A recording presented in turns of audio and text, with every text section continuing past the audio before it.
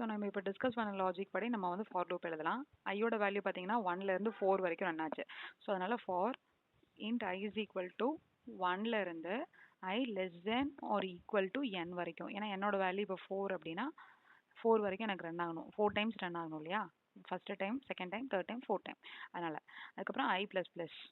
Okay, அதுக்கப்புறம் உள்ள இன்னொரு திரும்ப எனக்கு வந்து எனக்கு இந்த லூப் ரன் ஆகிடும் 1 2 3 4 வரைக்கும்.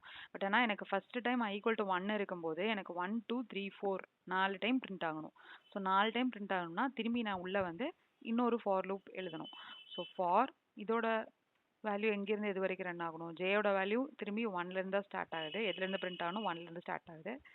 ஜே லெஸ் தென் ஒரு ஈக்குவல் டு எது வரைக்கும் ரன் ஆகணும்னு நான் சொல்லியிருந்தேன். இங்கே பார்த்தீங்கன்னா 1லேருந்து n மைனஸ் ஐ மைனஸ் 1 வரைக்கும் ரன் ஆகணும். ஸோ அதனால் இந்த இடத்துல j less than or equal to n minus I minus 1. ஓகேவா? அதுக்கப்புறம் I plus plus sorry j plus plus கொடுத்துட்டிங்கன்னா அதுக்கப்புறம் நான் இங்கே என்ன கொடுக்கணும்? எனக்கு இந்த 1 வந்து இப்போ எனக்கு ஃபஸ்ட் டைம் வருதுன்னா எனக்கு 1 பிரிண்ட் ஆகணும். So system dot out dot பிரிண்டில்